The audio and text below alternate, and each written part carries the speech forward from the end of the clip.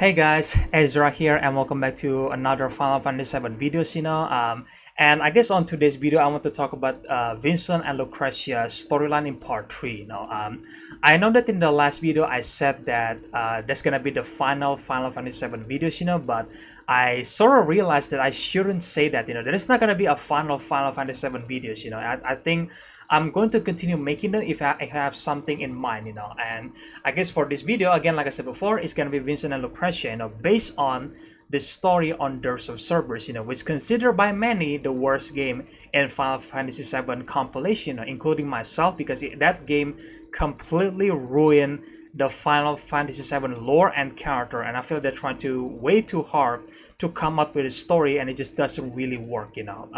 I feel like I get the idea where they're going with, but the execution of it is just super terrible, especially with Vincent and Lucrecia's storyline in Dirge of Cerberus. So that's why on this video I want to talk about how they're going to handle it, so let me just start with, I think I have two ways to see them how they're going to handle Vincent and Lucrecia's storyline, because number one,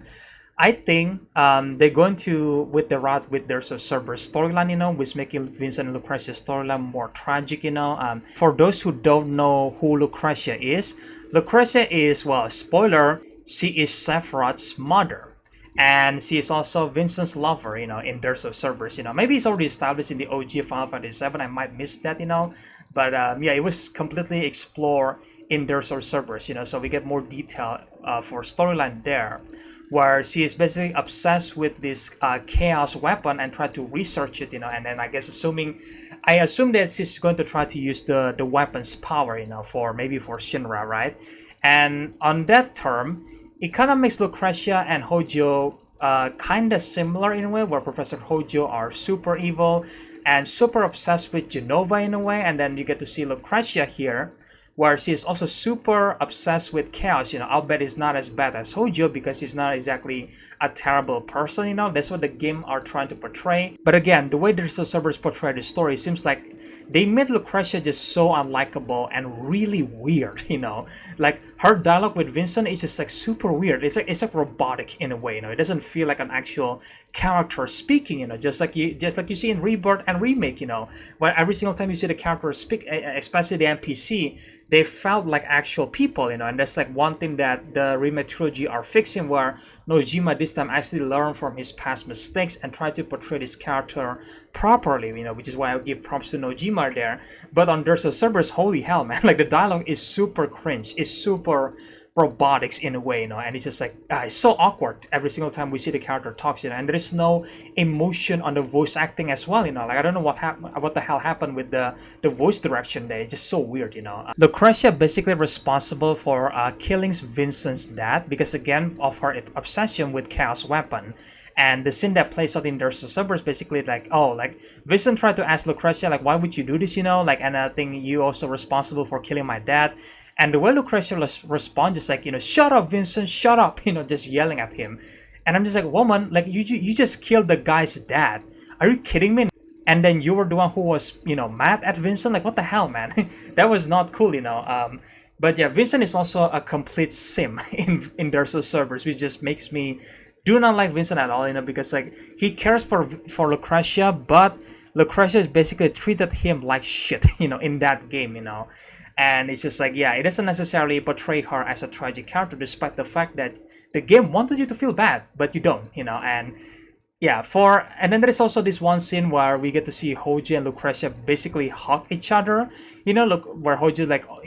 welcoming Lucrecia with his open arm, and then Lucrecia just like, yes, doctor, and immediately goes to Professor Hojo's arm, I'm just like, damn, like holy hell, So based on that one cutscene in Dirge of Cerberus, I think they're going to revisit that in part 3, Either they're going to refilm and rewrite the scenes, which I think most likely they're going to rewrite the scenes because again it's just so terribly done in Dirge of Cerberus, or they're going to try to keep it the same way, which just makes me really curious to see if Hojo and Lucrecia actually genuinely hug each other and they try to team up to basically, I guess achieve their obsession in a way,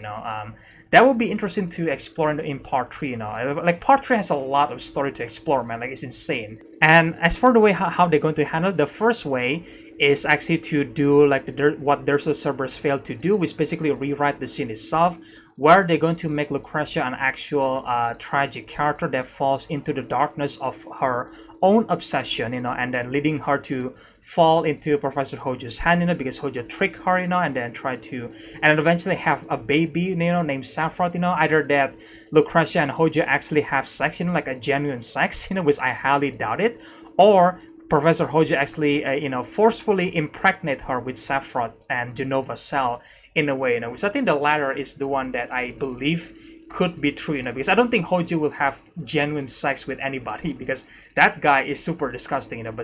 but then again, who knows, if they were actually having sex together, like, okay, that would be interesting in a way, because Lucrecia, it's also make Lucrecia a complete bad guy in some way or another, so that's why. I know this is weird that me talking about Hojo having sex, but I know, guys, I know it's weird, but I feel like, I think I have my points here where I feel like if Lucrecia actually genuinely fall in love with Hojo, that's actually make her as bad as Hojo, I guess, or nearly as bad as Hojo, in my opinion. But anyway, I think Vincent is going to, I guess, convince the team, convince Klaus' party that Lucrecia are not all that bad,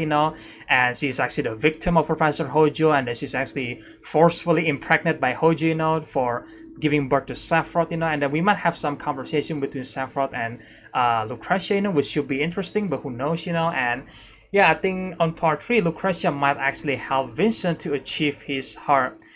maybe chaos form in a way. Chaos is actually a weapon, and we all know in part 2 there's gonna be a huge weapon or kaiju that roam around the world, so maybe there's going to be the storyline for Vincent, where Lucrecia is going to help Vincent to achieve the chaos form that he always had since the very beginning, so who knows, that might be the case,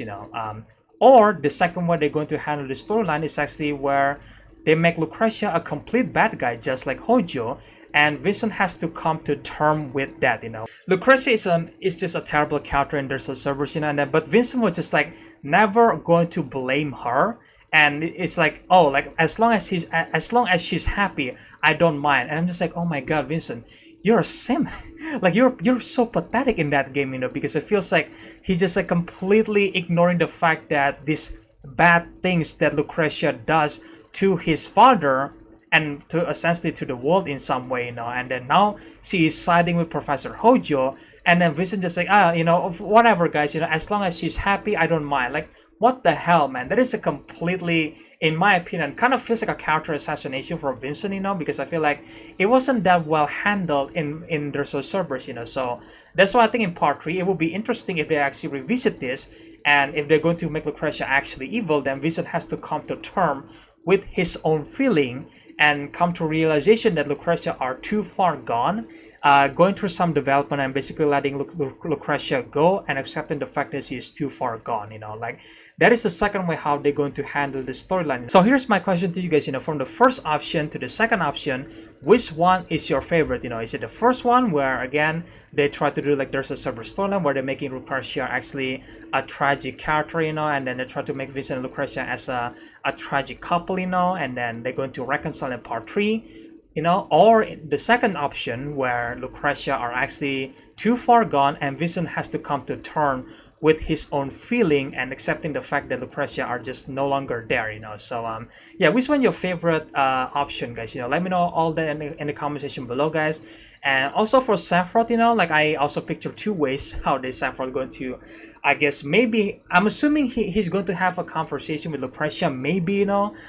because if they do, if they do have the conversation, the first way is that, oh, look, Saffron is going to feel a complete sympathy for Lucrecia, because maybe he knows that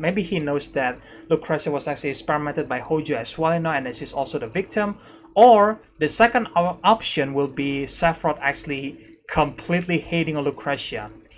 because I feel like it could be one way or another, because we don't know how they're going to handle Lucrecia character in part 3, we only got the example of it in There's a Surprise, which is not exactly a good example, so I am really curious to see how they're going to handle the character in part 3. Also, let me know in the comment section below then, which one is the better option for Sephiroth here. Is he going to feel sympathy for Lucrecia, or he's going to completely hate Lucrecia in a way, because again, like I said, this is a what if moment. We don't know if Lucrecia and Sephiroth are going to have any conversation. That might not be the case in part 3, but considering the fact that in Ever Crisis they do set up this question that, oh, like Sephiroth actually wanted to know who Lucrecia actually is, which is his mother. I feel like it just makes sense that if Sephiroth is going to have a conversation with his biological mother, because these two never spoke to each other, so that would be an interesting conversation in my opinion, so yeah, let me know in the comment section below, guys, what do you guys think is the better option for these two storyline here for Vincent and Lucrecia and Sephiroth and Lucrecia, let me know in the comment section below, guys. And again, if you guys enjoyed this video, make sure guys, slash the subscribe and like button, guys, share the videos, usual stuff, and again, I hope you guys enjoyed this video, and I guess more Final Fantasy VII videos in the future, so stay tuned for that. And again, I hope you guys enjoyed this video, and I will see you guys in the next one then. Bye!